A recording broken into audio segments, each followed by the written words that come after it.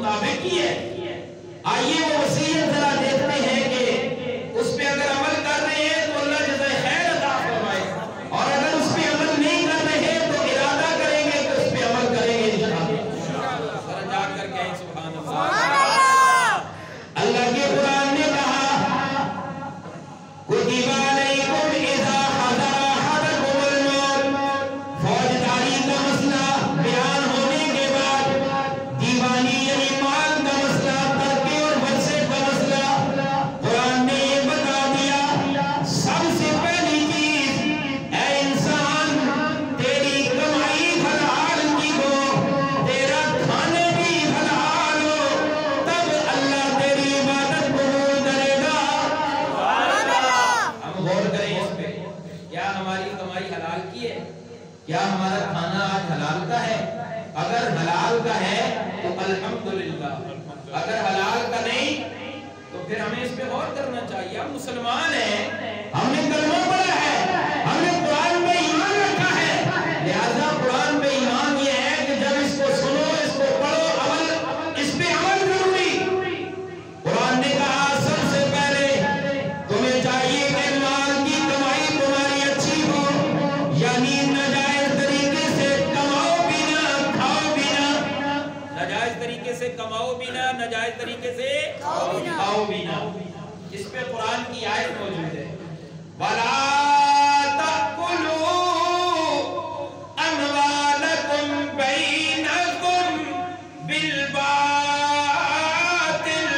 اے ایمان والو، اپنے مال کو اپنے درمیان غلط طریقوں سے نہ کھاؤ.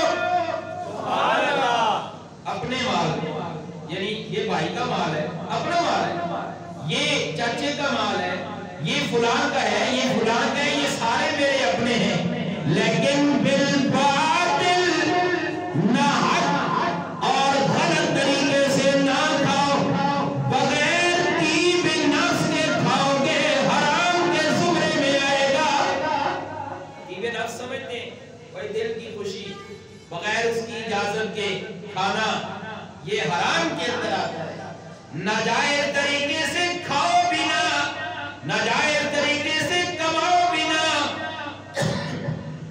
اگر تم ناجائز طریقے سے کھاؤ گے تب، اگر تم ناجائز طریقے سے کماؤ گے تب قرآن نے کہا یہ باطل طریقہ ہے، حرام ہے. حرام یہ کیا ہے؟ زور سے، یہ کیا ہے؟ حرام ہے. دوسرے نمبر پر جب تم مال کو اچھی طرح کمایا، جب تم نے اپنی دولت کو اچھے طریقے سے کمایا، جب تمہارے پاس آ گیا یعنی شریعت کے مطابق، دوسرے نمبر پر اس کا خرچ بھی اچھے طریقے سے کرو. خرچ کیا کرو؟ اچھے طریقے سے کرو، ناجائز خرچ نہ کرو، بے جا خرچ نہ کرو، ناجائز خرچ نہ کرو، بے جا خرچ نہ کرو، بے جا کمانا فضول خرچی نہ کرو، ناجائز خرچ نہ کرو. کمانا جوئے پہ مت لگاؤ، شراب پہ مت لگاؤ. ارے اور کتنی شریعتوں کی خلاف ورزی ہوتی ہے، اس پہ اپنا مال مت خرچ کرو.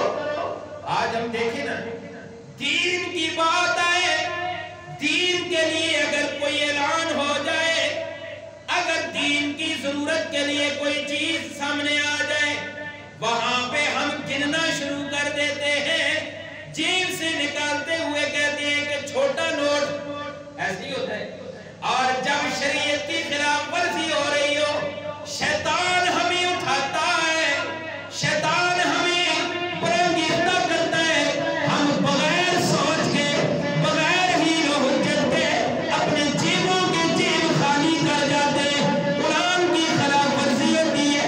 قرآن نے کہا تمہاری حلال کی کمائی ہے، ناجائز خرچ بھی نہ کرو، بے جا خرچ بھی نہ کرو.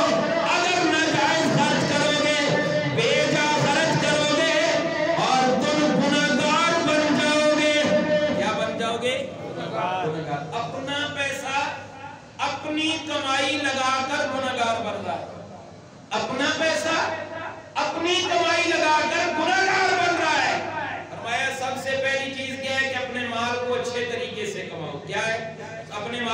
طریقے سے کماؤ. جب کمائی شریعت کے مطابق ہوگی تو وہ غلط جگہ پہ استعمال ہوتی ہے. سبحان اللہ. یہاں جا کے تو سبحان اللہ. یہاں سمجھ نہیں آئی تھی یہ پھر کلام کوڑیاں نے. ذرا جا کے آپ کو سبحان اللہ. اگر کمائی قرآن و سنت کے مطابق ہے تو وہ کمائی غلط جگہ پہ صرف ہی نہیں ہوتی.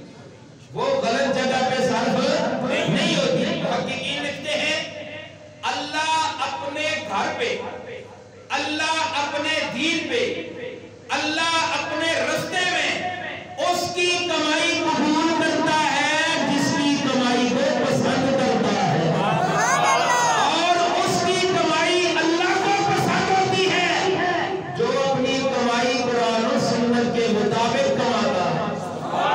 اس پہ عمل کریں گے انشاءاللہ. تیسرے نمبر پر فرمایا کہ ان دونوں چیزوں کا تعلق، چاہے وہ فوجداری ہو، چاہے وہ دیوانی ہو، یعنی مسئلہ قصاص کا ہو، یا مسئلہ ترکے اور ورثے کا ہو، وراثت کا ہو، دونوں کا تعلق تقوی سے ہے. کس سے ہے؟ تقوی سے ہے، یعنی ایمان کے ساتھ ہے. اگر تمہارا ایمان مضبوط ہوگا تو تم ان چیزوں پہ عمل کرو گے، اور اگر تمہارا ایمان کمزور ہے تو ان پہ عمل بھی کمزور پڑ جائے. دیکھیں مفسرین نے ایک مثال دی ہے. علماء کرام فرماتے ہیں ایک درخت لگا ہوا ہو، اس درخت کی اگر جڑیں مضبوط ہیں اور اس درخت کو پانی لگ رہا ہے، اس کا تنا بھی مضبوط ہے، تو وہ درخت اپنے موسم پہ شاخیں نکالے گا یا نہیں؟ سارے بولو نکالے گا. اگر شاخیں نہ نکالے کیا سمجھا جاتا ہے؟ اس کا تنا کھوکھلا ہے اور اس کی جڑیں پھٹی ہوئی ہیں. ایسے ہی ہوتا ہے. تو اب میں اپنے اوپر غور کروں، آپ اپنے اوپر غور کریں کہ آیا کہ ہماری جو اعمال کی شاخیں، یہ شاخ ہے، اعمال کی شاخیں ہیں، آیا کہ یہ شاخیں نظر آ رہی ہیں، یہ ہری بھری ہے یا ختم ہو گئی ہے؟ اگر یہ شاخیں بظاہر نظر آتی ہیں تو معنی یہ ہے کہ ایمان مضبوط ہے. ایمان مضبوط ہے. اگر یہ شاخیں ہری بھری نہیں نکلی ہوئی، کٹی ہوئی نظر آتی ہیں تو معنی یہ ہے کہ ایمان میں کمزوری ہے، جڑیں مضبوط نہیں ہیں. ایمان اور اپنی جڑوں کو مضبوط رکھنے کے لیے تمہیں ایمان کو پختہ کرنا پڑے گا. اس پہ عمل کریں گے انشاءاللہ.